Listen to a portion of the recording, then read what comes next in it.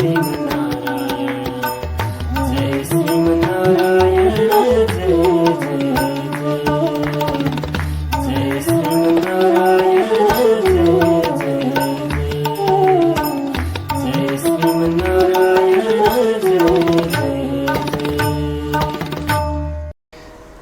श्रीमन्नारायण।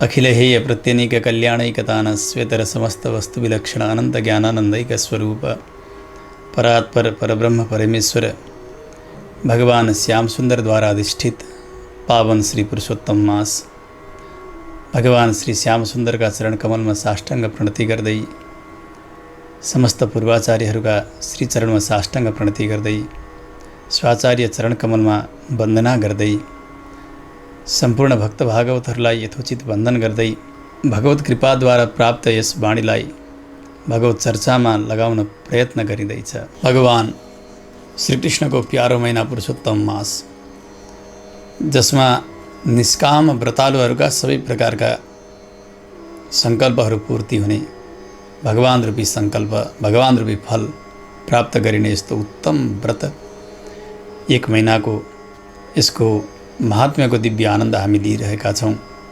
आज 8औं दिन, 7 दिनसम्मका हामीले पावन प्रसङ्गहरू श्रवण गऱ्यौँ। आज 8औं दिन श्री बृहन् नारदीय पुराण अन्तर्गतको पुरुषोत्तम मास महात्म्यको 8औं अध्याय, यसको पाठलाई पहिले श्रवण गर्नेछौँ हामीले, त्यस पछाडि कथा गङ्गामा प्रवेश गर्नेछौँ। ओम श्री परमात्मने नमः। कृष्णाय वासुदेवाय हरये परमात्मने प्रणतक्लेशनाशाय गोविन्दाय नमो नमः। अथ अष्टमोऽध्यायः। सूत उवाच नारदः कृतवान् प्रश्नं पुनरेव तपोधनाः विष्णुश्रीकृष्णसंवादं श्रुत्वा सन्तुष्टमानसः।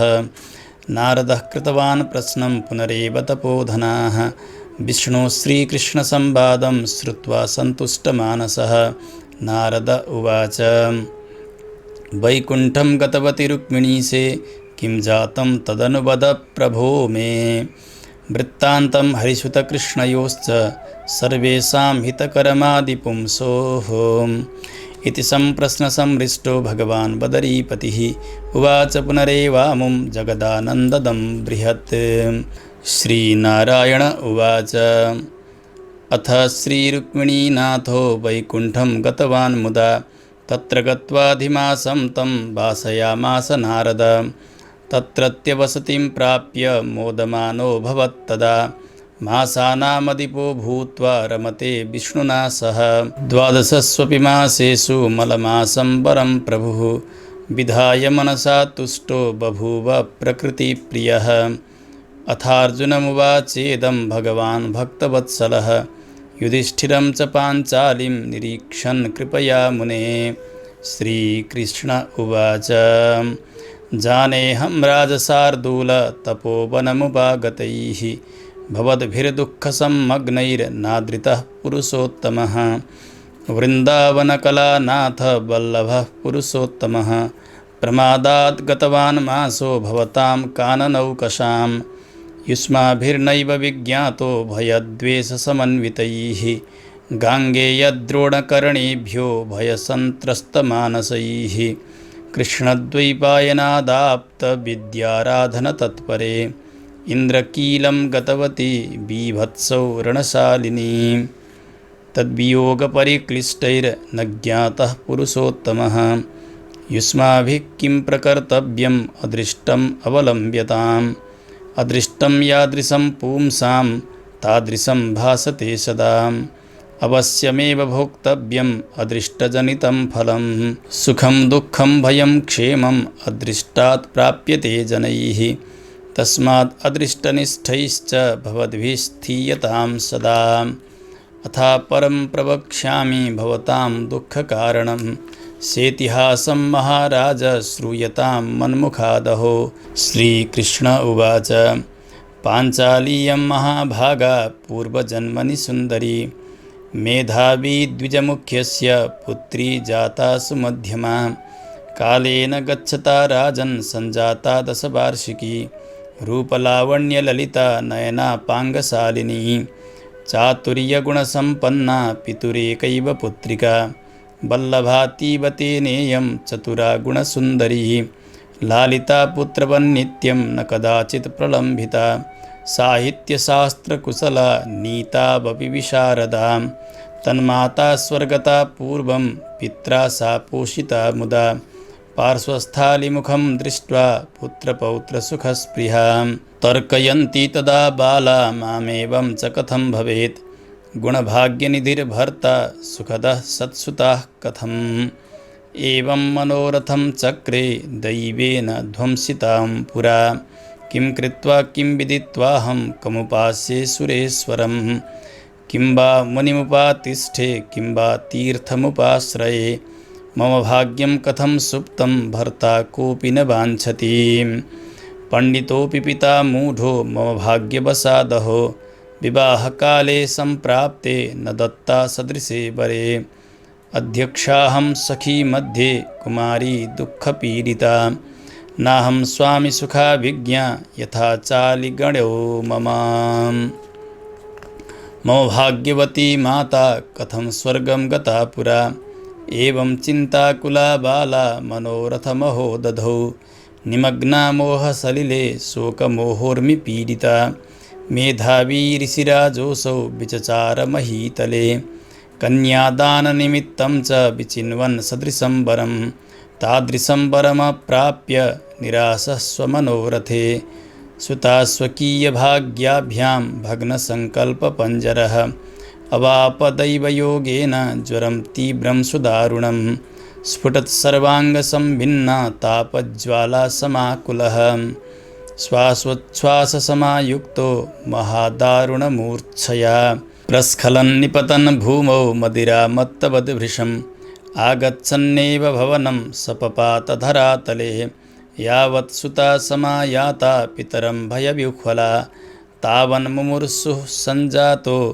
भूसुरस्तामनुस्मरन् भाविनार्थबलेनैव सहसा जातवेपथुः कन्यादानप्रसङ्गोत्थ महोत्सवविवर्जितः अथ प्राचीनगार्हस्थ्य कृतधर्मपरिश्रमात् संसारवासनां त्यक्त्वा हरौ चित्तमधारयत् सस्मार श्रीहरिं तूर्णं मेधावी पुरुषोत्तमम् इन्दीवरदलश्यामं त्रिभङ्गललिताकृतिं रासे सराधारमण प्रचण्ड दोर्दण्डदूराहतनिर्जरारे अत्युग्रदावानलपानकर्तः कुमारिकोत्तारितवस्त्रहर्तः श्रीकृष्णगोविन्द हरे मुरारे राधे सदामोदर दीननाथ मां पाहि संसारसमुद्रमग्नं नमो नमस्ते ऋषिकेश्वराय इति मुनिवचनं निशम्य दूतौ झटिति समाययतुर्मुकुन्दलोकात् तदनुमृतमुनिं करे गृहीत्वा चरणसरोरुहमीयुरीश्वरस्य प्राणोत्क्रमणमालोक्य हाहेति सारुदत्सुता अङ्के कृत्वा पितुर्देहं विललापसुदुःखिता कुररीव चिरं सा तु विलप्यात्यन्तदुःखिता उवाच पितरं बाला जीवन्तमिव विह्वला बालोवाच हा हा पितः कृपा सिन्धो आत्मजानन्ददायक कस्याङ्के मां निधायाद्य गतोऽसि वैष्णवं पुरं पितृहीनां च मां तात को वा सम्भावयिष्यति न भ्राता नैव बन्धुश्च न मे माता तपस्विनी भोजनाच्छादने चिन्तां को मे तात करिष्यति कथं तिष्ठाम्यहं शून्ये वेदध्वनिविवर्जिते आश्रमे ते मुनिश्रेष्ठ अरण्य इव निर्जने अतः परं मरिष्यामि जीवने किं प्रयोजनम् असम्पाद्यैव वैवाहं विधिं द्वित्रिवत्सल उपगतोऽसि पितस्तात इहागच्छतपोनिधे वाणीं वदसुधाकल्पां कथं तूष्णीम् अवस्थितः उत्तिष्ठोत्तिष्ठ हे तात चिरं सुप्तोऽसि साम्प्रतम् इत्युक्त्वाश्रुमुखी बाला विललापमुहुर्मुहुः मुक्तकण्ठं रुरोदार्ता कुररीव सुदुःखिता तत्सुतारोदनं श्रुत्वा विप्रास्तद्वनवासिनः अतीव करुणं को वा रोदत्यस्मिन् तपोवने मेधारिषे सुता शब्दं शनैर्निश्चित्य तापसाः ससम्भ्रमाः समाजग्मुर्हाहाकारसमन्विताः आगत्य ददृशुः सर्वे सुताङ्कस्थं मृतं मुनिं ततः संरुरुदुः सर्वे मुनयः काननौकशः सुतोत्सङ्गाच्छवं नीत्वा श्मशाने शिवसन्निधौ अन्त्येष्टिं विधिना कृत्वा ते दहन् काष्ठवेष्टितं ततः कन्यां समाश्वास्य सर्वे ते स्वगृहान् ययुः कन्यापि धैर्यमालम्ब्य यथाशक्त्यकरोद्व्ययम् इत्योर्ध्वदेहिकविधिं प्रणिधाय पित्र्यं पुत्री निवासमकरोच्च तपोवनेऽस्मिन् सा बिभ्यथे पितृजा दुःखदवाग्निदग्धा रम्भेव वत्समरणात् सुरभीबबाला इत्योर्ध्वदेहिकविधिं प्रणिधाय पित्र्यं पुत्री निवासमकरोच्च तपोवनेऽस्मिन् सा बिभ्यथे पितृजा दुःखदवाग्निदग्धा रम्भेव वत्समरणात् सुरभीबबाला। हरिः ओं तत्सत्। श्रीबृहन्नारदीयपुराणे पुरुषोत्तममासमाहात्म्ये श्रीनारायणनारदसंवादे कुमारी विलापो नाम अष्टमोऽध्यायः। श्रीहरये नमः। कृष्णाय वासुदेवाय हरये परमात्मने प्रणतक्लेशनाशाय गोविन्दाय नमो नमः। गोविन्द हरे मुरारे हे नाथ नारायण वासुदेव अनन्त वैकुण्ठ मुकुन्द कृष्ण गोविन्द दामोदर माधवेति। श्री बृहन्नारदीय पुराण अन्तर्गतको श्री पुरुषोत्तम मास महात्म्यलाई हामीले धारावाहिक रूपमा प्रत्येक दिन प्रत्येक अध्यायलाई श्रवण गर्दै आइरहेका छौँ। आउँ हिजोसम्मका पावन प्रसङ्गहरूलाई संक्षेपमा हामी चिन्तन गरौँ। त्यस पछाडि आजका 8औं अध्यायमा हामी प्रवेश गर्नेछौँ। सर्वप्रथम नैमिषारण्य क्षेत्र जो 8 भूवैकुण्ठहरूमध्ये एउटा वैकुण्ठ हो। ऋषिहरू त्यहाँ रहनुभएको छ। सुतजीको आगमन भयो। कल्याणका लागि प्रश्न गर्नुभयो ऋषिहरूले। भगवान नारायण र नारदजीको संवाद सुनाउन प्रारम्भ गर्नुभएको छ। त्यहाँ पुरुषोत्तम मास सम्बन्धी जिज्ञासा र त्यसको समाधान भगवान नारायणले गर्दै हुनुहुन्छ एउटा आख्यानद्वारा। जति बेला कपटपूर्ण जुवाद्वारा हराइएका पाण्डवहरू काम्यक वनमा हुनुहुन्थ्यो, भगवान दर्शन गर्नका निमित्त ऋषिहरूका साथमा भगवान श्रीकृष्ण जानुहुन्छ। पाण्डवहरूको दुर्दशा देखेर यिनीहरूलाई दुःख दिने, कौरवहरूलाई समाप्त पार्नु पर्यो भनेर भगवान अत्यन्तै क्रोधाविष्ट हुनुभयो। पाण्डवहरू डराउनुहुन्छ। युधिष्ठिर महाराज द्रौपदीका प्रार्थना अनुसार अर्जुनजीले भगवानका चरणमा परेर वन्दना गर्नुहुन्छ। प्रभु, हजुरको क्रोधले सारा ब्रह्माण्ड ध्वस्त भयो भने त्यस्तो हुन्छ कि जस्तो मच्छरले दुःख दियो भनेर घरमा आगो लगाउनु, त्यो ठिक रहँदैन जसरी, त्यसै गरी हजुरका क्रोधले आज हामी जस्ता भक्त पनि त समाप्त हुन्छौँ नि ब्रह्माण्ड ध्वस्त हुँदा। यसोस्ले हजुर शान्त हुनुहोस्। अर्जुनजीले प्रार्थना गर्नुभयो। भगवान शान्त हुनुभयो। पाण्डवहरूका कल्याणका लागि उहाँहरूको जिज्ञासालाई सम्बोधन गर्दै भगवानले पुरुषोत्तम मास विषयक दिव्य उपदेश प्रारम्भ गर्नुभएको छ। पुरुषोत्तम मासको प्राकट्य भयो। 12 महिनाहरू छन्। स्वामी अधिष्ठाता देवता अनि तिनीहरूका महत्त्वले युक्त भएका लव काष्ठा पक्ष आदि गरेका समयहरू सबै छन्। लता वनस्पतिहरू स्वामी सहितका छन्। तिनीहरू सबैको मान सम्मान यश लोकमा बढेको छ। यो एउटा महिना प्रकट भयो जसका कोही स्वामी छैनन्। मासहरूमा पनि यो मल जस्तो फोहोर जस्तो भनेर तिरस्कार भएको छ। स्वामी नभएको, यसमा दान गर्नुहुन्न, पुण्य गर्नुहुन्न, सत्कर्म गर्नुहुन्न भनेर सबैले तिरस्कार गरे। त्यो अधिक मास पुग्दछ। श्री रमा वैकुण्ठमा भगवान वैकुण्ठनाथले सम्झाउनु भयो उसका दुःखलाई सुनेर। त्यस पछाडि गोलोकमा लिएर जानुहुन्छ। गोलोकमा गएर भगवान श्री नारायणले गोलोकवासी भगवान द्विभुजधारी स्वरूपलाई अधिक मासका विषयमा सबै बताउनु भयो। यसरी दुःखी भएको छ, यसमाथि कृपा होस्। भगवान श्रीकृष्णले भन्नुभयो, हे विष्णु, यसका लागि मैले सबै कृपाको वर्षा गर्नेछु। यसको स्वामी छैन भनिएको छ नि, आजका दिनबाट म यसको स्वामी बन्ने छु। मेरो जो नाम छ पुरुषोत्तम नाम, आजका दिनबाट मैले यसलाई प्रदान गरेँ। त्यसकारणले यसको नाम मलमास होइन, यसको नाम अधिक मास होइन, आजका दिनबाट यसको नाम पुरुषोत्तम मास हुनेछ। मेरा जति पनि सौशील्य वात्सल्य आदि गरेका गुणहरू छन्, मङ्गल गुण, आजका दिनबाट मैले यसलाई प्रदान गरेँ। कीर्ति, यसै गरी ज्ञान शक्ति बल ऐश्वर्य वीर्य तेज आदि गरेका ऐश्वर्यहरू, यी सबै आजका दिनबाट मैले यो पुरुषोत्तम मासलाई प्रदान गरेँ भनेर भगवान् गोलोकनाथले यस्तो आज्ञा गर्नुभयो। अति प्रसन्न भएको छ। अधिक मास भगवान् श्री विष्णु चतुर्बाहु स्वरूप, उहाँ पनि अत्यन्तै प्रसन्न हुनुभएको छ। यहाँसम्म हामीले 7औं अध्यायसम्म कथा सुन्यौँ। 8औं अध्यायमा नारदजीले सोध्नुहुन्छ भगवान् नारायणसँग, वैकुण्ठम गतवती रुक्मिणी से किम जातम तदनुबद प्रभो मे वृत्तान्तं हरिसुत कृष्णयोश्च सर्वेषां हितकरम आदि पुंसोः। भगवान् नारायण फर्कनुभयो वैकुण्ठमा। त्यस पछाडि त्यहाँ गएर के गर्नुभयो? भगवान् श्री विष्णु र भगवान् श्री कृष्णको दिव्य संवाद, यी दुई स्वरूपको संवाद सबैका लागि हितकर छ, सबैका लागि कल्याणप्रद छ। त्यो अनुसार अधिक मासमाथि कस्तो कृपा भयो, कृपा गरेर बताउनुहोस्। अस्ति जो बताइएको छ नि, भगवान् श्री विष्णु नै भगवान् श्री कृष्ण हुनुहुन्छ।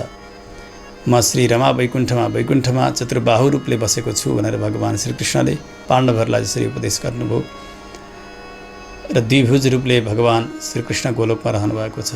त्यसको अर्को एउटा प्रमाण पनि यहाँ छ। वैकुण्ठम गतवती रुक्मिणी से, रुक्मिणीका पति भगवान् वैकुण्ठ गएपछि, यसको तात्पर्य के हो? भगवान् श्री नारायण रुक्मिणीका पति हुनुहुन्छ। त्यसो भएदेखि भगवान् श्री कृष्ण नै वैकुण्ठनाथ हुनुहुन्छ। काहीँ भगवान् गोलोक निवासीलाई रमानाथ भनेर बताइएको छ। त्यसकारणले यसबाट जान्नुपर्छ, स्वयं रुक्मिणी साक्षात् लक्ष्मीजी नै हुनुहुन्छ। राघवत्वे भवेत् सीता रुक्मिणी कृष्ण जन्मनि देवत्वे देवदेहेयम मानुषत्वे च मानुषी। श्री विष्णु पुराणमा पराशर महर्षिले बताउनुहुन्छ, भगवान् देवता भएर आएका बेलामा देवी बनेर आउनुहुन्छ लक्ष्मीजी, भगवान् राम बनेका बेलामा सीता बनेर आउनुहुन्छ, भगवान् श्रीकृष्ण बनेका बेलामा रुक्मिणी बनेर आउनुहुन्छ। रुक्मिणी कृष्ण जन्मनि। त्यसकारणले आज भगवान् रुक्मिणीका पति वैकुण्ठमा फर्किएपछि यसको अर्थ के हो? स्वयं भगवान् गोलोक निवासी पनि र वैकुण्ठ निवासी पनि भगवान् स्वयं एकै हुनुहुन्छ। दुई स्वरूपले रहनुभएको मात्र हो, भक्तका भाव अनुसार। यति मात्र जान्नुपर्दछ। यसमा भेद गर्नुहुन्न, दुराग्रह गर्नुहुन्न। वैकुण्ठम गतवती रुक्मिणी से, यसबाट जान्नु पर्यो। भगवान्ले त्यस पछाडि त्यो अधिक मासलाई वैकुण्ठमा लिएर गएर राख्नुहुन्छ आफ्नै साथमा। भगवान् नारायणले बताउनुभयो, अथ श्री रुक्मिणीनाथो वैकुण्ठम गतवान् मुदा रुक्मिणीनाथः वैकुण्ठम गतवान्। साक्षात् रुक्मिणीका वल्लभ भगवान् नै वैकुण्ठ गएपछि यसको अर्थ यही नै भयो, अघि जे बताइयो। त्यहाँ गएर अधिक मासलाई राख्नु भएको छ। त्यहाँ बस्यो, अत्यन्तै प्रसन्न छ। अब मासहरूको अधिप भनेको राजा भनेको छ यो अधिक मास, पुरुषोत्तम मास। भगवान्का साथमा अति प्रसन्नका साथ रहन लागेको छ। अब त यी वैशाख जेठ असार आदि गरेका 12 महिनाहरू, ती सबैभन्दा उत्कृष्ट बन्यो यो अधिक मास। भगवान् श्री हरि अत्यन्तै प्रसन्न हुनुभएको छ। हो, बडा आनन्द भयो अब, किनभने भक्तको कष्ट भगवान् देख्न सक्नुहुन्न। बताउँदै भगवान् श्रीकृष्ण यो आख्यान सुनाउँदै अर्जुनका मुखतर्फ हेरेर भन्नुहुन्छ, अर्जुन सुन्नुहोस्, हे महाराज युधिष्ठिर तपाईँ पनि सुन्नुहोस्, हे द्रौपदी सुन्नुहोस्, पाण्डवौ सबैजना सुन। जानेहं राजसार्दूल तपोवनमुपागतैः भवद्भिर्दुःखसम्मग्नैरनादृतः पुरुषोत्तमः। मलाई थाहा छ तपाईँहरूलाई अत्यन्तै वज्र प्रहार भयो जीवनमा, जहिले कष्ट। यत्रो राज्य आज जुवामा हात्न पर्यो, राजा भएर पनि वनमा यसरी विहार गर्नु परेको छ, यो कष्ट भोग्नु परेको छ। अति पीडा हृदयमा भइसकेपछि व्यक्तिले गर्ने कर्तव्यलाई भुल्दछ। आज तपाईँहरूको त्यही स्थिति भयो महाराज युधिष्ठिर। अति पीडा भयो राज्य त्याग, यो वनको वास, यो कष्ट। त्यस कारणले तपाईँहरूले पुरुषोत्तम महिना कहिले आयो त्यो ख्याल नै गर्न सक्नु भएन। वृन्दावनका शोभा हुनुभएका साक्षात् भगवान श्री मुरलीधारी पुरुषोत्तम, उहाँको प्यारो महिना पुरुषोत्तम महिनालाई प्रमाद गरेर भुल गरेर तपाईँहरूले आज वनमा विहार गर्दा गर्दै त्यसै बिताएर जानुभयो महाराज। कारण धेरै छन् यसमा, तपाईँहरूको दोष धेरै छैन। किनभने तपाईँहरूलाई भय पनि छ कहिले कौरवहरूले आएर फेरि के कष्ट दिन्छन् कि भन्ने। वनमा अनेक प्रकारका हिंस्रक जनावरहरू छन्, तिनीहरूबाट पनि कष्ट छ। राक्षसहरूले दुःख दिँदै गर्छन्, तिनीहरूबाट पनि कष्ट छ। अनि कौरवहरूका साथमा द्वेष भाव छ, त्यसले पनि भित्र जलिरहेको छ। भीष्म, द्रोण, कर्ण आदि गरेका यस्ता रथी महारथी अतिरथीहरू, यस्ता महान योद्धाहरू छन् कौरवका पक्षमा। तिनीहरूबाट हामीलाई के आपत्ति पो हुने कि भनेर त्यसमा पनि चिन्तित हुनुहुन्छ तपाईँहरू, अत्यन्तै त्रस्त हुनुहुन्छ। त्यस कारणले तपाईँहरूलाई यो ख्याल भइरहेको छ। त्यति मात्र होइन, अर्को पनि एउटा कारण छ। कृष्ण द्वैपायनाद आप्त विद्याराधन तत्परे इन्द्रकीलम गतवती बीभत्सो रणशालिनी। श्री कृष्ण द्वैपायन व्यासजीबाट प्राप्त भएको त्यो विद्यालाई सिद्ध गर्नका निमित्त इन्द्रकील नामका पर्वतमा अर्जुनजी तपाईँ जानुभएको थियो नि। तपाईँ उता जानुभयो, दाजुहरूसँग छुटेर जानु पर्यो भनेर तपाईँलाई यो विरह पीडा भयो। यता हाम्रा प्यारा भाइ अर्जुन गएका छन् उहाँ भनेर यहाँ वनवासी दाजुहरूलाई यता पीडा भयो। यसरी बन्धु शोक, बन्धु वियोग जन्य पीडाले गर्दा पनि तपाईँहरूलाई ख्यालै भएन कुन समय आयो, के गर्नुपर्छ भन्ने केही भएन। यो वियोगले गर्दाखेरि जसरी गर्नुपर्थ्यो पुरुषोत्तम मासमा जुन अनुष्ठान गर्नुपर्थ्यो तपाईँहरूले गर्न सक्नु भएन। हुन त आफ्नो अदृष्ट जे छ, पूर्वजन्मको जे कमाइ छ त्यही अनुसारको फल भोग्ने हो जीवले। आज त्यही नै तपाईँहरूले प्राप्त गरिरहनु भएको छ। अवश्यम एव भोक्तव्यम अदृष्ट जनितम फलम। पहिलो जन्ममा जे गर्दै गर्दै आइएको छ त्यसको त्यो फल अवश्य पनि अहिले भोग गर्नुपर्दछ। यही नै हो हुन त। सुख होस्, दुःख होस्, भय होस्, कल्याण होस्, सबै आफ्ना पूर्वजन्मका प्रारब्धानुसार नै हुन्छ। त्यस कारणले त्यो प्रारब्धलाई कसैले पनि टाल्न सक्दैनन् महाराज। आज तपाईँहरूलाई पनि त्यस्तै भएको छ। अर्को पनि एउटा कारण बताउँछु, तपाईँहरूको दुःखको कारण किन आज यो पीडा भएको छ यसको इतिहाससहित आख्यानलाई म सुनाउँछु। सुन्नुहोस् मेरा मुखबाट। भगवान श्रीकृष्ण सम्बोधन गर्दै भन्नुहुन्छ द्रौपदीका मुखतर्फ हेरेर, महाराज महाराज यी छिन् नि देवी द्रौपदी, यी पूर्वजन्ममा अत्यन्तै सुन्दरी थिइन्। मेधावी नाम गरेका ऋषिकी कन्या थिइन् नि, अति सुन्दरी थिइन्। धेरै समय बित्दै गयो, 10 वर्षकी भइन् यिनी। रूप अनि लावण्य, यिनको हिँडाइ, चञ्चल नेत्रहरू, शरीर अत्यन्तै सुन्दर, यी सबै प्रकारका लक्षणले युक्त भएकी थिइन् यिनी। सुन्दरी नाम छँदै थियो यिनको। अति चतुर पनि थिइन्, सुन्दर गुणहरूले युक्त थिइन्। पिताजीकी एउटी मात्र छोरी थिइन् यिनी। बल्लभा तीव तेनेयम चतुरा गुण सुन्दरी। सुन्दरी भनेको केवल स्वरूपले मात्रै सुन्दरी थिइनन् यिनी। पूर्वजन्ममा ऋषिकन्या थिइन् यी द्रौपदी। त्यसबेला यिनका गुणहरू पनि त्यस्ता थिए, सुन्दर सुन्दर गुणहरू। त्यो गुणहरूद्वारा पनि यी सुन्दरी बनेकी थिइन्, स्वरूपले मात्रै सुन्दर होइन। यस्ती थिइन् यिनी। पिताजीले अत्यन्तै स्नेहका साथ यिनलाई पाल्दै जानुभयो आश्रममा, वनमा। आवश्यक शास्त्रको अध्यापन पनि गर्नुभयो पिताजीले। साहित्य पढाउनुभयो, अरू नीति आदि गरेका शास्त्रहरू पनि पढाउनुभयो। सबै जान्नेवाली थिइन् यिनी। 10 वर्षमा यति ज्ञानी भने यति ज्ञानी। यिनी बाल्यावस्थामै थिइन्। यिनले माताजीलाई राम्रोसँग जान्न पाएकै थिएनन्। यिनकी माता परलोक हुनुभयो। पिताजीकै काखमा हुर्किरहेकी थिइन् यिनी।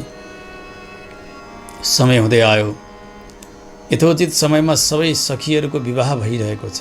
सुन्दर सुन्दर पतिहरू प्राप्त गरिरहेका छन्। उहाँको ऐश्वर्य, त्यो वैभव, अनि कतिका सन्तानहरू पनि हुन थालिसकेका छन्। त्यो सबै देख्दै गएकी छन्। तर यिनको समय आइसक्दा पनि आज विवाह पिताजीले गरिदिनु भएको छैन। वनमा रहँदै गरेकी सुन्दरी मनमा अनेक प्रकारको तर्कहरू गर्न प्रारम्भ गर्दछन्। ओहो ओहो, गुणभाग्यनिधि भर्ता, गुणले र भाग्यले युक्त भएका त्यस्ता मेरा पति जो सुख दिनेवाला, जसले सन्तान प्रदान गर्दछन्, त्यस्ता मेरा भाग्यमा त्यस्ता पति लेखिएको छैन कि क्या हो? मेरो कर्म नै त्यस्तै भएको रहेछ। आज मेरा सारा मनोरथहरू नाश भइरहेका छन्। के गर्दाखेरि मैले त्यस्ता पति प्राप्त गर्न सकुँली? किम कृत्वा किम विदित्वा हम कम उपास्य सुरेश्वरम। कस्ता देवताको उपासना गर्ने हो? यो मेरो मनोवाञ्छा सिद्ध गर्नका निमित्त कुन तीर्थमा जानुपर्ने हो अथवा कस्ता मुनिको आश्रय लिनुपर्ने हो? किन मेरो यो भाग्य सुतेको होला? कोही पनि मलाई चाहँदैनन्। ममा के कमी होला? के गर्न पर्ला? अत्यन्तै चिन्तित हुँदै गइरहेकी छन् यी कन्या। मेरा पिताजी पण्डित हुनुहुन्छ, ज्ञानी हुनुहुन्छ, तर पनि मूर्ख हुनुहुन्छ। पण्डित भइकन पनि मूर्ख। आज मेरो समय भइसक्यो, विवाहकाल आयो, छोरीको बिहे गर्ने विषयमा पिताले चिन्ता लिनुपर्ने हो नि। तर आजसम्म मेरा पिताले मेरो विवाहका विषयमा चिन्ता लिनुभएको छैन। विवाहकाले सम्प्राप्ते न दत्ता सदृशे भरे। मलाई कस्तो पति चाहिन्थ्यो? पिताजीले आफ्ना लागि ज्वाइँ खोज्नु भएको छैन। समय बितिसकेको छ। म सबै सखीहरूकी नायिकी छु। सबैले मैले भनेको मान्दछन्, तर मेरै बिहा भएको छैन। सबैलाई सुख छ, सबैले पति प्राप्त गरे, मलाई भने छैन। हुन त यस्तो भएको होला। मेरी भाग्यवती आमा, उहाँ पहिल्यै स्वर्ग जानुभयो, पहिले उहाँको शरीर छुट्यो। यदि उहाँ बाँच्नु भएकी हुनुहुन्थ्यो अहिलेसम्म भने मेरा विषयमा चिन्ता गर्नुहुन्थ्यो होला नि। तर पितालाई मेरो केही मतलबै छैन। आजसम्म मलाई चिन्ता गर्नुभएकै छैन। के गर्ने होला? यस्ता प्रकारले अनेक तर्क गरिरहेकी छन् ती ऋषि कन्याले। द्रौपदीजीको पूर्वजन्मको आख्यान हो है, भगवानले सुनाउनु भएको। मेधावी ऋषि, छोरी बढ्दै गएकी छन्, विवाहको समय आयो, बित्न लाग्यो। ऋषिलाई पनि भित्रभित्रै चिन्ता छ, अब के गर्ने होला? कहाँ गएर मैले योग्य वर छोरीका लागि खोजेर ल्याउने होला भनेर चिन्तित हुनुभयो। छोरीका यी हाउभाउ सबै देखेर ऋषिलाई पनि दिक्क लागेको छ। अब के गर्ने होला? कसरी होला? छोरीलाई भन्नुभयो, छोरी तिमी बस्दै गर, म कहीँ गएर योग्य तिम्रो लागि कोही ज्वाइँ खोजेर आउँछु। कन्यादान निमित्तम च विचिन्वन सदृशम वरम। छोरीको कन्यादान गर्नका निमित्त अब ज्वाइँ खोज्नका लागि भनेर मेधावी ऋषि अब आश्रमबाट बाहिर निस्कनुहुन्छ, जाँदै हुनुहुन्छ। यहाँ उहाँ कहाँ जानुभयो, कहीँ पनि भेट्नुहुन्न। कोही भेटिन्छन्, ती कुनै गुणशीलले युक्त छैनन्। कसैसँग यिनका कुण्डली मिल्दैनन्। अब त फर्किँदै दिक्क भएर आउँदै हुनुहुन्छ। के गर्ने होला? आजका दिनसम्म पनि मैले योग्य ज्वाइँ भेटेको छैन। छोरीसँग मैले गएर के भन्ने होला भन्दै भन्दै ऋषि आउँदै हुनुहुन्थ्यो। आउँदा आउँदै बाटामा अत्यन्तै डरलाग्दो ज्वरो आउन लाग्दछ ऋषिलाई। यति शरीर तातेको छ। ओहो, ज्वरम तीव्रम सुदारुणम। डरलाग्दो ज्वरो आयो। थरथर थरथर काप्नु भएको छ। स्फुटत सर्वाङ्ग सम्भिन्न तापज्वाला समाकुलः श्वासोच्छ्वास समायुक्तो महादारुण मूर्छया। त्यो अत्यन्तै तीव्र ज्वरोले गर्दा उहाँका ती नसाहरू चट चट चट चट चट गरिरहेका छन्। शरीरका हाड दुखिरहेका छन्। शरीर अत्यन्तै कष्ट भइरहेको छ। एकदम श्वास बढिरहेको छ। बेला बेला मूर्छा पर्नुहुन्छ। अत्यन्तै थरथराउँदै ऋषि आश्रमतर्फ आउँदै हुनुहुन्छ। प्रस्खलन निपतन भूमौ मदिरा मत्तवद भृशम। जसरी एउटा मदिरा पान गरेको व्यक्ति हुन्छ, शरीर सम्हाल्नै सकेको हुन्न। ज्वरोको कारण आज मेधावी ऋषिलाई त्यस्तै कष्ट भएको छ। थरथर थरथर थरथर काँप्दै यता लड्दै फेरि उठ्नुहुन्छ, फेरि अलि हिँड्नुहुन्छ, फेरि पनि थरथर थरथर काँप्नुहुन्छ, फेरि लड्नुहुन्छ। लड्दै आफ्ना कुटियाका अघिल्तिर आएर डङ्ग पछारिनुभयो। सपपात धरातले। पिताजीको यो दशा देखिन् ऋषि कन्याले। पिता पिता के भयो? दौडिँदै आइन्। अहिले उठाउन खोज्छिन्। त्यो प्राण जान लाग्यो पितालाई। अनेक प्रकारले बोलाउँछिन्। कहिले पानी पिलाउँछिन्, कहिले केही गर्छिन्। तर पनि आज पिताको अवस्था झन्झन बिग्रिँदै गइरहेको छ। त्यो अत्यन्त तीव्र ज्वरोका कारण शरीर थरथर काँपेको छ। यता पिताजीको अवस्था देखेर उस्तै भएकी छन् यी ऋषि कन्या पनि। ऋषिले सम्झिनुभयो आजसम्म पनि मैले कन्यादान गर्न पाइनँ। यी एक्लै भएकी टुहुरी छोरीलाई छोडेर अझै टुहुरी बनाएर म जाँदैछु। ऋषिलाई पनि पीडा भइरहेको छ मनमा, बोल्न सकिरहनु भएको छैन।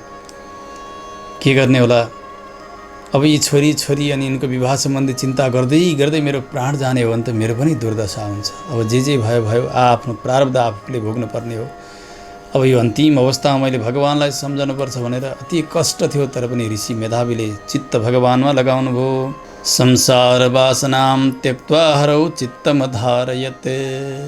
भगवान श्रीहरिमा चित्त लगाउनु भएको छ मेधावी ऋषिले। भगवानलाई बार बार सम्झिरहनु भएको छ, बोल्न सक्नु भएको छैन। मनद्वारा भगवान सर्वेश्वर श्रीहरि अत्यन्तै सुन्दर मुरलीधारी परमात्मा मनमा प्रकट हुनुभएको छ। इन्दीवरदलश्यामं त्रिभङ्गललिताकृतिं। साक्षात् चन्द्रमाकै जस्तै सुन्दर शोभा भएका भगवान, श्यामलो श्यामलो वर्ण छ प्रभुको, तीन ठाउँ टेढो हुनुहुन्छ। त्यस्ता परमात्मालाई हृदयमा दर्शन गर्नुभयो मेधावी ऋषिले। प्राण जाने समयमा पुकार्नु पनि हुन्छ, हे प्रभु हजुर आइबक्सियोस्। राधेश राधा रमण प्रचण्ड दोर्दण्ड दूराहत निर्जरारे अत्युग्र दावानल पानकर्तः कुमारिकोत्तारित वस्त्रहर्तः। हे राधिकापते, हे राधारमण, हे भगवान, हे श्रीकृष्ण, दुष्टहरूका विनाशक हे प्रभु, हजुरले त्यस्तो डरलाग्दो दावानललाई पान गर्नुभयो बाल्यावस्थामै, त्यो बन्डडेलालाई। आउनुहोस्, यो संसाररूपी बन्डडेलोलाई हजुरले पान गरेर आफ्ना चरणमा मलाई लिएर जानुहोस्। हजुरले आपत्ति परेका समयमा ती देवी द्रौपदीको लज्जाको रक्षा गर्नुभएको हो नि प्रभु। हे श्रीकृष्ण, हे गोविन्द, हे मुरारी, हे राधेश, हे दामोदर, हे दीननाथ, हे दुखीहरूका नाथ, हे प्रभु मलाई रक्षा गर्नुहोस्। संसार समुद्रमा म डुबेको छु, बार बार हजुरलाई वन्दना गर्दछु। हे इन्द्रियहरूका अधिष्ठाता, हे प्रभु, हे अन्तर्यामी, हजुर आइबक्सियोस्। वाणी त छैन, मनद्वारा भगवानलाई यसरी पुकारिरहनु भएको छ मेधावी ऋषिले। श्रीकृष्ण गोविन्द हरे मुरारे राधेश दामोदर दीननाथ मां पाहि संसार समुद्रमग्नं नमो नमस्ते ऋषिकेश्वराय। हे प्रभु, हजुरलाई बार बार वन्दना छ। आज यी छोरीका विषयमा पटक्कै चिन्ता गर्नुभएको छैन। ज्ञानी हुनुहुन्थ्यो ऋषि, किनभने प्राण जाने समय भयो। अहिले पनि यो छोरीमा मन लगाउँदै मेरो प्राण गयो भने फेरि पनि दुर्दशा हुन सक्दछ। भगवानसँग भन्नुहुन्छ, प्रभु अझै हजुरको आउने बेला भएको छैन, कहिलेसम्म यो संसारमा मलाई राख्नुहुन्छ हजुरले? अब त आउनुहोस् प्रभु, आउनुहोस्। यसरी बार बार ऋषि पुकार्दै हुनुहुन्छ। अलिअलि ती आवाजहरू निस्कँदैछन्, अलिअलि ती वाणीहरू प्रस्फुटित हुँदैछन्। अत्यन्तै आरती बढेर गइरहेको छ। प्राण जाने समय भएको छ। भगवानलाई सुन्नका लागि धेरै चिच्याएर कराउनु पर्दैन, किनभने भगवान त हृदयमा निवासी हुनुहुन्छ नि। भित्रै भगवानलाई सम्झे पनि भगवानले सुन्नुहुन्छ। भगवानले आवाज सुन्नुभयो श्री गोलोकनाथ भगवानले। साक्षात् गोलोकका पार्षदहरूलाई पठाइदिनु भयो, जाओ। ऋषि यसरी पुकार्नु भएको छ। दुई दूतहरू आउनुभयो भगवानका आज्ञाले। दूतौ झटिति समाययतुः मुकुन्द लोकात्। भगवानका लोकबाट आउनुभयो। अन्तिम अवस्था भएको थियो। ऋषि मेधावीलाई शरीरबाट छुटाएर भगवानका पार्षदहरूले भगवत धामतर्फ लिएर जान लाग्नुभयो। पिताजीको शरीर ढल्यो, प्राण गयो। यो देख्ने बित्तिकै यी एक्लै यी बालिका, यी युवती वनमा रुँदै छिन् जोडसँग। हा हेती सारुदत्त सुता, हे पिता पिता पिता। अब न पिता बोल्नुहुन्छ, न चल्नुहुन्छ, न शरीरमा ताप छ। मरेका पिताजीका शरीरलाई आफ्ना काखमा राख्छिन् युवतीले अनि बार बार विलाप गर्छिन्। पिताजी जसरी कुररी पक्षीले विलाप गर्दछन् त्यसै गरी आज वनमा एक्लै सुन्दरी यी युवती पिताजीको वियोगमा रोइरहेकी छन्। बेला बेला मूर्छा पर्छिन्, फेरि पनि होस आउँछ। होस आएका बेलामा पिताजीको शरीर सुमसुम्याउँछिन् अनि पुकार गर्दछिन्, हा हा पितः कृपा सिन्धो आत्मजानन्ददायकः कस्याङ्के मां निधायाद्य गतोऽसि वैष्णवं पुरम्। हे पिता पिता हे कृपा सागर, छोरीलाई यति आनन्द दिनेवाला हे मेरा पिता, कसका काखमा मलाई छोडेर हजुर जानुभयो एक्लै यो वनमा मलाई छोडेर? किन जानुभएको भगवानका धाममा पिता? मेरी माता पनि जानुभयो, आज मलाई छोडेर हजुर पनि जानुभयो।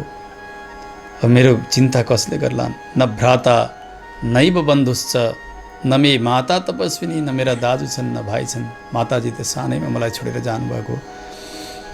अब मैले खाएको नखाएको कसले हेर्देला, लागेको नलागेको कसले हेर्देला, मेरो रक्षा कसले गर्छन्? कथम तिष्ठामि हम शून्य वेदध्वनि विवर्जित, यो शून्य वनमा जहाँ हिंसक जानवरहरूको आवाज सुनिन्छ, म एक्लै कसरी बस्न सक्छु पिता? सधैँ यहाँ हजुरले वेदको ध्वनि गर्नुहुन्थ्यो, सर्वत्र मङ्गल हुन्थ्यो वनमा, हजुरले छोडेर जानुभयो पिता। यहाँ कोही छैनन्, अब कोही मनुष्य छैनन्। अब म बाँच्न कसरी सक्छु पिता? हजुर जानुभयो, अब म हजुरकै अगाडि म पनि प्राण त्यागिदिन्छु। अतः परम मरिष्यामि जीवने किम प्रयोजनम, बाँचेर के प्रयोजन छ र? छाती पिटी पिटी रोइरहेकी छन् ती युवती, भन्दैछन् यदि मलाई विवाह गरेर कन्यादान गरिदिनु भएको थियो भने म पनि त पतिका साथमा बस्ने थिएँ नि, मेरो आधार त बन्ने थियो नि।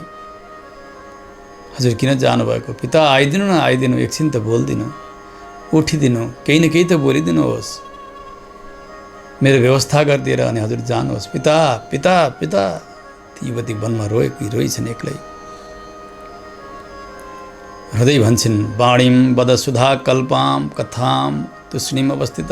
त्यति मिठा बाणी बोल्नुहुन्थ्यो छोरी, छोरी यसरी बोलाउनुहुन्थ्यो मलाई आज ती बाणी, खोइ केही त बोल्दिनु पिताजी, किन चुप्प लाग्नु भएको छ? उत्तिष्ठो तिष्ठ हे तात चिरम सुप्तोसी साम्प्रतम। पिताजी धेरै बेरबाट हजुर सुतिरहनु भएको छ, अब त बोलिदिनु न, अब त उठिदिनु न, केही त बोलिदिनु। यस्ता प्रकारले पागल जस्तो भनेर मूर्छा पर्दै फेरि पनि बिउजँदै विलाप गरिरहेकी छन् एकान्तमा। सर्वत्र ती ऋषिकन्याको त्यो रोदन वनमा गुन्जिरहेको छ। सबैले सुनिरहनु भएको छ त्यहाँ बस्ने वनवासी ऋषिहरूले, हो यो कसको आवाज, को रोइरहेको छ वनमा? ऋषिहरूले थाहा पाउनुभयो, हो यो त मेधावी ऋषिका आश्रमबाट आइरहेको छ यो आवाज, ऋषिकन्याको आवाज हुनसक्छ, के आपत्ति पर्यो होला भनेर आफ्ना आश्रमबाट सारा ऋषिहरू दौड्दै दौड्दै आउनुभयो। जताबाट आवाज आइरहेको थियो हाहाकार भइरहेको छ, कता हो कता हो, कताबाट आवाज? सबै ऋषिहरू आवाज दिँदै दिँदै आउँदै आउँदै आउँदै आउनुभयो। आएर हेर्दा त मेधावी ऋषि परलोक गइसक्नु भएको छ, उहाँको शरीर काखमा राखेकी छिन् छोरीले। आगत्य ददृशु सर्वे सुताङ्कस्थम मृतम मुनिम। ऋषिको त्यो सबलाई देख्नुभयो सारा ऋषिहरूले, सबै रुन थाल्नुभयो, किनभने मेधावी ऋषि त्यस वनका एक मान्य ऋषि हुनुहुन्थ्यो, सबैले आदर गर्नुहुन्थ्यो। आज उहाँले छोड्नु भएछ। सारा वनवासीहरूले ऋषिहरूले धेरै दुःख मान्नुभयो। बिस्तारै बिस्तारै ती ऋषिकन्यालाई सम्झाउनुहुन्छ। मरेका ऋषिको त्यो शरीर सबलाई यथोचित संस्कारहरू गर्नुभयो, लिएर जानुभयो, गएर तीर्थमा अन्त्येष्टि संस्कार सम्पन्न गराउनुभयो ऋषिहरूले। अन्त्येष्टिम विधिना कृत्वा ते दहन काष्ठवेष्टितम। चितामा राखेर अग्निदाह गराउनुभयो। ऋषिकन्यालाई धेरैले सम्झाउनुभयो, आश्रममा आएर सम्झाउनुभयो। औरदेखि सम्पन्न भयो, उनी त एक्लै छिन्, टोलाइरहेकी छन्, बोल्न सकिरहेकी छैनन्। अहिलेसम्म त सारा ऋषिहरू आउनुभएको थियो, उनी आफ्नो धैर्य धारण गरेर बसेकी थिइन्।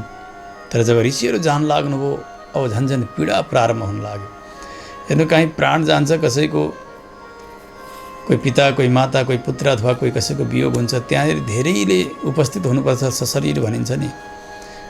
त्यहाँ जाने भने त्यो वेदना हुन्छ नि, कष्ट, त्यो कष्ट बाँडिन्छ। त्यस कारणले समवेदना भनिन्छ नि। सम भनेको बराबर, तपाईँसँगै हामी पनि उति नै दुःखी छौँ है भनेर त्यो दुःखलाई बाँड्ने काम गरिन्छ त्यहाँ। त्यो भयो भने त्यो बाँडिएपछि त्यो पीडा अलिकति कम हुन्छ त्यहाँ बस्नेलाई, जसलाई चोट परेको छ। आज ऋषिकन्यालाई पनि त्यस्तै भयो, किनभने पिताका साथीहरू, पिताका शिष्यहरू सबै आउन्जेलसम्म पिता देखे जत्तिकै भएको थियो। आज सबै जब जान लाग्नुभयो, अब ऋषि छोरी अत्यन्तै चिन्तित भइरहेकी छन्। जब सबैले छोडिदिनु भयो, उनी एक्लै भइन्। सा बिव्यथे पितृज दुःखदवाग्निदग्धा रम्भेव वत्समरणात् सुरभीवबाला। जसरी एउटा केराको थाम छ, तलपट्टि छ्याप्प त्यसलाई काटिदिने हो भने त जसरी जर्लम्म लड्दछ, अथवा बाछो मर्यो भने देशी लोकल गाई जसमा गोत्व धर्म छ। अब अहिले त गाई भनेर अब सबैलाई गाई भनेर व्यवहार गरिन्छ, तर यिनीहरूमा न गोत्व छ न त्यो वात्सल्य तिनीहरूमा देखिन्छ। र वास्तविक जो गाई हुन्, लोकल गाई, त्यो बाछो मर्यो भने तिनले जति शोक गर्दछन् नि, आज यी ऋषिकन्याको पनि त्यही दशा भएको छ। पिताजीको वियोगजन्य दुःखको अग्निले जलेकी छन्। सबैजना गइसकेपछि अत्यन्तै चिन्तित भएर भैँमा लडेकी छन्। समयमा खानु छैन, निदाउनु छैन। माताजीको पहिल्यै वियोग भयो, आज पिताजीको वियोग भयो। त्यो वियोगमा अत्यन्तै कष्टका साथ समय बिताएर गइरहेकी छन् यी ऋषिकन्या। यहाँसम्म 8औं अध्यायका पावन प्रसङ्गहरू भगवान श्रीकृष्णले पाण्डवहरूलाई सुनाउनुभयो। यही प्रसङ्ग भगवान नारायण नारदजीलाई सुनाउँदै हुनुहुन्छ। यही प्रसङ्गलाई श्रुतिजी ऋषिहरूका सन्निधिमा बताउँदै हुनुहुन्छ। जय श्रीमन्नारायण। जय श्रीमन्नारायण, जय श्री